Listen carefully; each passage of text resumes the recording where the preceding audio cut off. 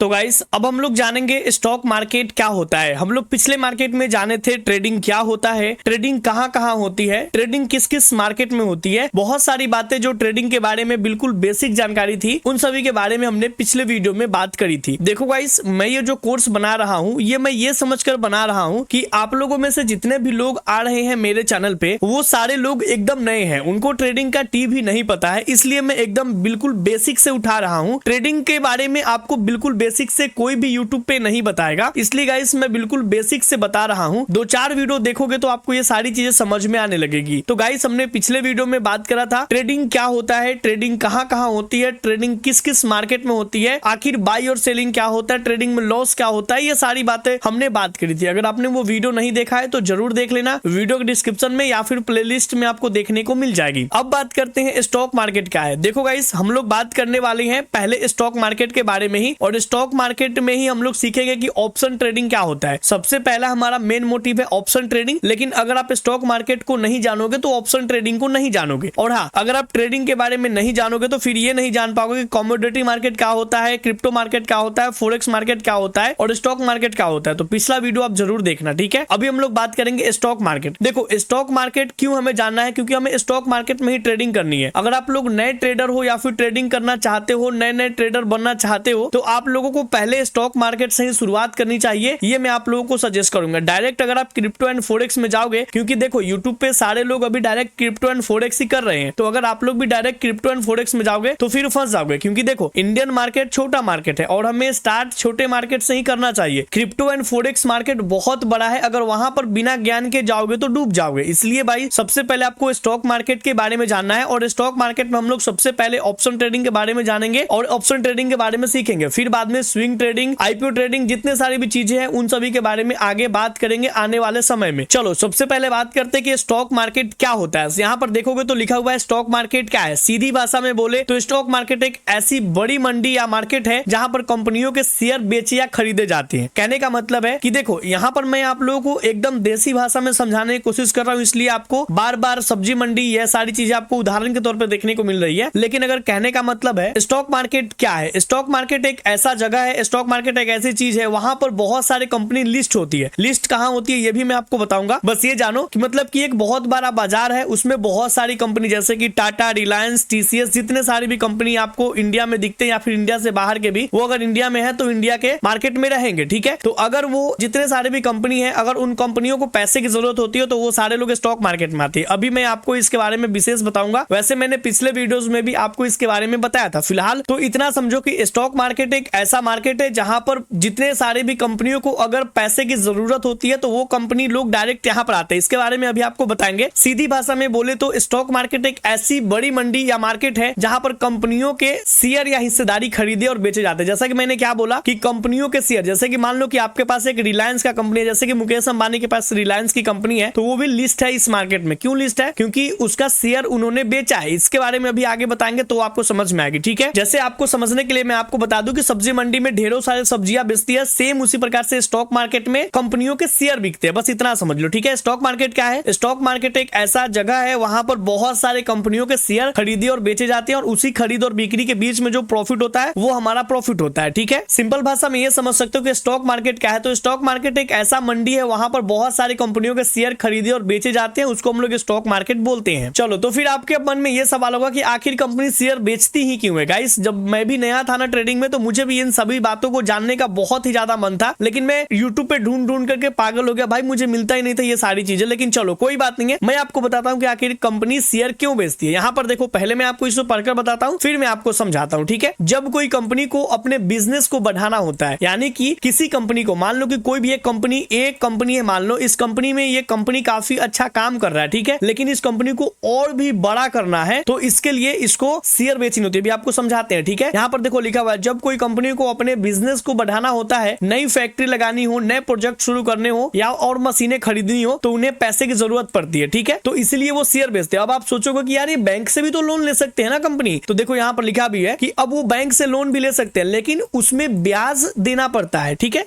जब आप बैंक से लोन लोगे तो आपको ब्याज देना पड़ेगा, लेकिन अगर आप अपने किसी भी चीज में अगर लोगों को हिस्सेदारी दे दोगे तो उसमें आपको उसको ब्याज नहीं देना पड़ेगा, बल्कि वो आपको पैसा देगा उसके शेयर का। सेम चीजें यहाँ पर होती है। तो यहाँ पर देखो, अगर जब बैंक से कंपनी लोन लेती है तो बैंक को ब्याज देना पड़ता है। तो ये तो पहला कारण हो गया कि जिसमें कंपनी चाहे तो अपना बैंक से लोन ले सकती है, लेकिन उसमें उसको ब्याज देना पड़ेगा। लेकिन एक और रास्ता है, कंपनी अपने छोटे छोटे हिस्से बना करके बेच देती है। कहने का मतलब है कि कंपनी एक बड़ा है, वो जितने हिसाब से उसको पैसे की जरूरत होती है, कंपनी को जितने पैसे की जरूरत होती है उतना वो अपने कंपनी के हिसाब से शेयर अलॉट करती है कि चलो मैं 1 लाख शेयर बेचूंगा और मुझे इतने पैसे की जरूरत है, मैं 1 लाख शेयर बेचूंगा और मुझे 1000 करोड़ रुपए की जरूरत है क्योंकि मुझे कंपनी को आगे बढ़ाना है। ठीक है, तो ये 1 लाख शेयर अलॉट कर दिया। अब क्या होगा कि ये अलॉट हो जाएगा, कहां पर अलॉट होगा? स्टॉक मार्केट में। स्टॉक मार्केट कहां होती है? एनएससी और बीएससी, अभी मैं आपको बताऊंगा। ठीक है, तो जब ये अलॉट हो जाता है तो यहां से लोग खरीदते हैं उस शेयर को। कंपनी एक प्राइस सेट करती है कि मैं बेचूंगा तो 20 रुपए पर शेयर या फिर 10 रुपए पर शेयर या फिर 100 रुपए पर शेयर, ऐसे करके बेचती है शेयर। वो कंपनी डिसाइड करती है कि उसको कितने रुपए चाहिए और कितने रुपए के हिसाब से वो अपने शेयर का दाम रखती है। ठीक है, फिर अगर कंपनी अच्छी होती है तो लोगों का इंटरेस्ट जगता है, तो लोग वहां पर अपना पैसा देते हैं और कंपनी का शेयर खरीदते हैं। ठीक है, तो ये बहुत आसान बात है। तो कहने का मतलब है कंपनी शेयर क्यों बेचती है? तो कंपनी को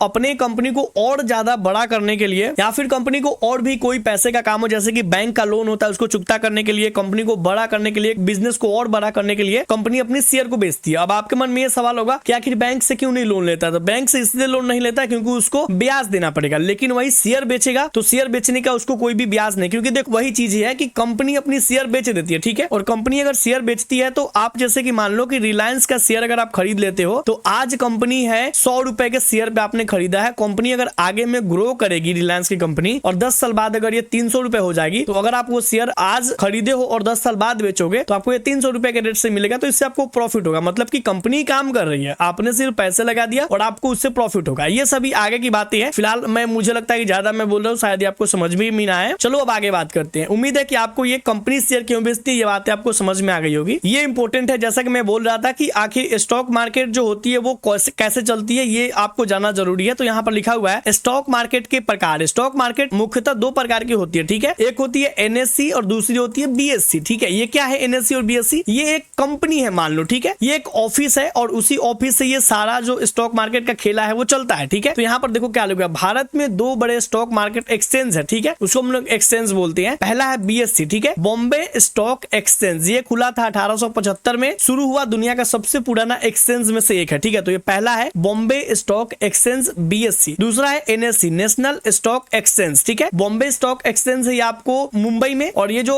एनएससी है ये है कोलकाता में। ठीक है, 1992 में शुरू हुआ। मॉडर्न टेक्नोलॉजी से भरपूर इसके प्लेटफॉर्म पर हजारों कंपनियों के शेयर लिस्टेड होती है। मतलब कि कोई भी कंपनी जब लिस्ट होती है ना तो इन दोनों पे लिस्ट होती है, कभी कभी एक ही पे लिस्ट होती है, एनएससी पे भी या फिर बीएससी पे, लेकिन अधिकतर कंपनी जो होती है इन दोनों पे लिस्ट होती है। मतलब कहने का है कि स्टॉक मार्केट का जो जितना भी चाल ढाल या फिर जो भी सारी चीजें है वो इस 2 ही कंपनी के रूप में होती है या 2 ऑफिस के रूप में होती है। एक है बीएससी, दूसरा है एनएससी। सारा काम यहीं से होता है। ठीक है, तो स्टॉक मार्केट का जितना भी काम होता है वो होता है बीएससी और एनएससी से। तो इतना आपको ध्यान रखना है। कोई आपसे ये पूछ देगा कि चलो ट्रेडिंग तो करते हो, स्टॉक मार्केट के बारे में जानते तो हो, लेकिन अब मुझे ये बताओ कि स्टॉक मार्केट में कितने एक्सचेंज है? तो आप ये डायरेक्ट बोल सकते हो इसको कि स्टॉक मार्केट में इंडिया में 2 एक्सचेंज है, एक है बीएससी, दूसरा है एनएससी। ठीक है, बीएससी यानी बॉम्बे स्टॉक एक्सचेंज और दूसरा है एनएससी यानी कि नेशनल स्टॉक एक्सचेंज। ठीक है, इतना बोल सकते हो। इन दोनों कंपनियों में सेम ही काम होता है और इन दोनों को रेगुलेट करती है सेबी। ठीक है, आपने बहुत सारे सेबी का बात सुना होगा, तो दोनों को रेगुलेट करती है। ये सरकारी संस्था है सेबी और इसको रेगुलेट करती है क्योंकि हर जगह पे एक मॉनिटर होना जरूरी है, तो सेबी इन सभी का मॉनिटर है। ठीक है, स्टॉक मार्केट में कितने टाइप्स की मार्केट होती है? तो आप इसमें देखोगे कैश मार्केट होता है यानी इक्विटी मार्केट, दूसरा होता है डेरिवेटिव मार्केट एंड तीसरा होता है कमोडिटी मार्केट। तो इसको आपको ध्यान रखना है। ठीक है, ये सारी मार्केट है लेकिन आपको इसके बारे में नहीं जानना। हम लोग डेरिवेटिव मार्केट को मेन फोकस करते हैं जिसमें हम लोग ऑप्शन ट्रेड करते हैं या फिर इक्विटी ट्रेड करते हैं। ठीक है, तो हम लोग या तो ऑप्शन ट्रेड करेंगे या फिर फ्यूचर ट्रेड करेंगे। ठीक है, या फिर हम लोग स्टॉक को ट्रेड करेंगे। तो हम लोग मेन डेरिवेटिव मार्केट को ही फोकस करने वाले हैं। अब आपके मन में ये सवाल होगा कि आखिर मार्केट कब और कितने बजे खुलता है और कब कब बंद रहता है? तो आपको मैं बता दूं, मार्केट जो है वो सुबह में 9:15 पे ओपन हो जाता है और शाम के 3:30 तक चलता है। ठीक है, इतना बजे तक मार्केट खुला होता है और वो सोम से शुक्रवार खुला रहता है। सैटरडे एंड संडे 2 दिन बंद रहता है। आपके मन में ये भी सवाल होगा, मैं जब मार्केट में आया था तो भाई मैं सोचा कि यार सैटरडे को मार्केट क्यों बंद है, लेकिन